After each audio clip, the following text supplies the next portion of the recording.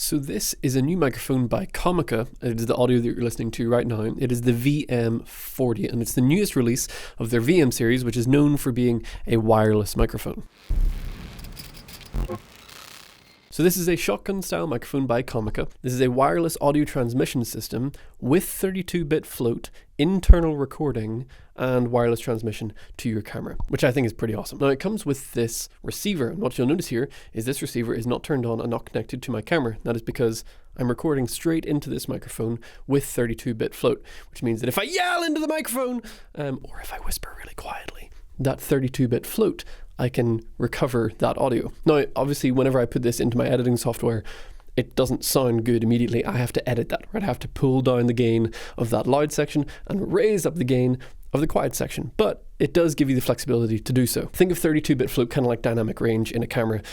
So for us video and photography people, if you've got a lot of dynamic range, that means you get lots of detail in the high end, lots of detail in the low end. Same kind of thing with this, is that you get a lot of detail in a really loud section that you can recover, or in the really quiet section that you can recover as well. A lot of other microphones don't give you that. Now 32-bit float is not like a fix-all. There are problems with it. I'm going to release another video down the line talking about 32-bit float and the potential problems that you can face with it, because you still need to set your audio levels. You still need to be careful, because you could, in theory, still peak the microphone. But we'll talk about that in another video. Now, first off, let's talk about what comes in the box of this microphone. And this was actually where I immediately was surprised, because inside this box comes literally everything that you could possibly need. First off, it comes with this really nice case. There's lots of stuff in it, which is really nice. It's got all the kind of cables that you would need to connect this to your camera, but also you can connect the receiver straight into your smartphone. So if you're just looking for really high audio quality to go with your phone, you could just use that.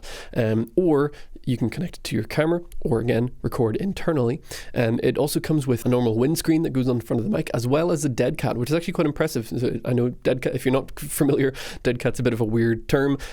It's a wind resistant muff that goes on the top of the microphone to try and help with wind noise. We're going to test that here in just a minute. It also comes with a really nice clip and a mounting system that you can connect to a stand or onto your camera, and it comes with the transmitter and the microphone. Now, whenever I was first opening this, I really was like, this is kind of a lot of stuff. I'm very impressed, and the build quality of everything is really, really good. For example, a lot of new products these days don't come with all the accessories that you need. They expect you to buy them separately. So the fact that this kind of comes with everything all the way up to a dead cat, all the way down to, all the cables that you might need, is just very nice to see. Now, on the microphone itself, it has a few different buttons and settings that you can see on the front here that I'm going to play around with. First of all, at the bottom, it's got a button for safety track. That just means that if you're recording, you can have a left and right channel recording at different volumes, because again, you could still peak this if you're not careful. So what you could do is, whenever you're sending the audio to your camera, the left channel is going to be quieter, or the right channel is going to be quieter. I'm not sure exactly which way around it is, but that way in post, you can then turn that into a mono signal and choose whichever one actually works best for your audio level. Secondly, we've got a high pass and a low cut filter, and at the bottom we've got a gain knob, so kind of like what you expect to see with the VideoMic NTG, which we can do a comparison. So if you want me to compare this to the VideoMic NTG, do let me know. But it's got that built onto the bottom to control your gain, which is nice. You don't have to control it straight from your camera or from the receiver. And then you have the receiver, a nice little receiver. It's very, very lightweight and very plasticky. So the build quality of this is definitely a little lower. Doesn't feel bad, but it is very light, which might be good if you're concerned about weight and being added to your camera. So this is very, very lightweight and very easy to use. Now, one of the things that surprised me about this that I didn't even know about until I actually turned it on and was testing it, is that it actually has an option for dual channel, which means that you can get a package of this that comes with two microphones, meaning you could have two microphones going straight into a phone or into a camera. So if you're wanting to do like a podcast, this would make a great little podcast setup. Now, obviously the setup with two microphones is going to be more expensive. I'm actually going to quickly check my emails, because I did not actually read the email to say what the price was. Basically, looking at all of this stuff, I'm going to be surprised if it is under $300. That is, I would expect to spend about $300 on this product. So let me see, I did email them asking for the price, and they've said, okay, so it's $250. That's very impressive. $250 for the single microphone pack, and $400 for the dual pack. So obviously you need to decide if you think that's worth it for you. $250 for this is actually very, very impressive, especially considering all of the accessories that you get with this. Obviously, that only matters if the sound quality is good. So I'm going to leave that up to you. What do you think about the sound quality of this microphone? $250, wireless microphone that goes straight into your camera with 32-bit float, internal recording. Pretty cool. Now for reference, typically what I record on is my Sennheiser MKH416, which is right here outside of the frame. I've not been recording on this just yet, but that is running straight into the camera. So if you want to hear a difference, I'll hold it about the same distance.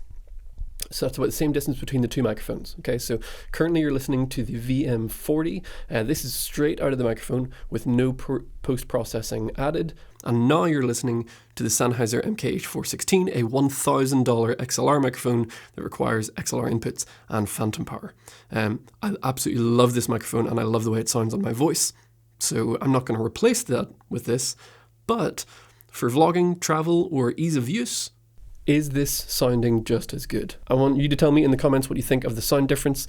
So we're back on the VM40 here. This is what that sounds like with no post-processing. And now we're on the Sennheiser MKH416, also with no post-processing. Now, obviously, if I turn on post-processing, this is what the VM40 sounds like. And you know, if you just do a light EQ, you can probably get it to sound pretty close. Again, I haven't actually listened to this, so I want you to tell me in the comments down below.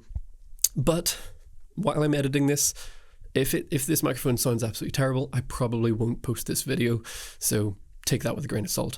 But I want you to tell me what you think in the comments down below. But for now, we're going to go ahead and we're going to take this outside and we will go add the windscreen on top and see how it does rejecting wind noise or car noise, that sort of thing.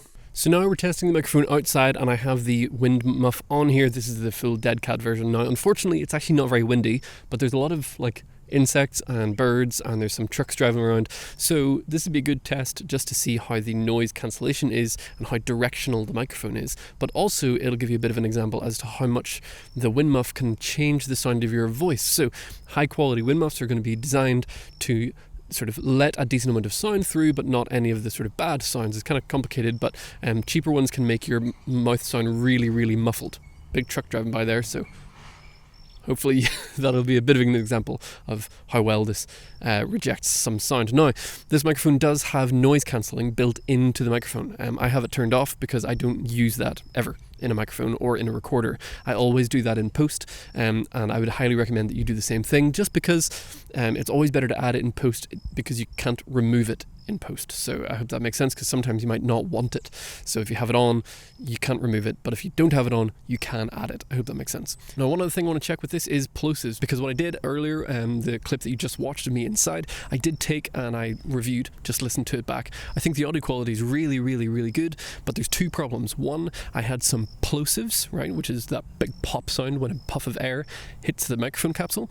And secondly is some handling noise, which you can hear as I'm tapping the microphone. It is very loud, so if you're using this handheld, which you shouldn't be, right, you should have this boomed outside of the frame, right? This isn't a handheld microphone really. It's more designed to be boomed outside of the frame, but if you're using it handheld, you're going to want to be very careful to not rummage it around like that in your hand, because all of that noise from you touching the metal framing of the microphone is going to get translated straight into the audio. Now, the other thing is plosives.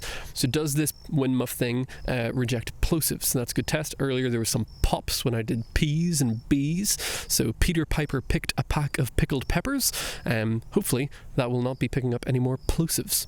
But you let me know in the comments down below what you think about that. Now, I want to do more with this microphone. I want to test it in different scenarios and take it out to different things. You travel with it, get a little bit more experience with this and see how it holds up over time. So here are my thoughts initially. If the sound quality is as good as I would hope that it would be, then I think this is a fantastic option for the money. Now, if you have a good microphone system that you're happy with, you don't need to buy this, right?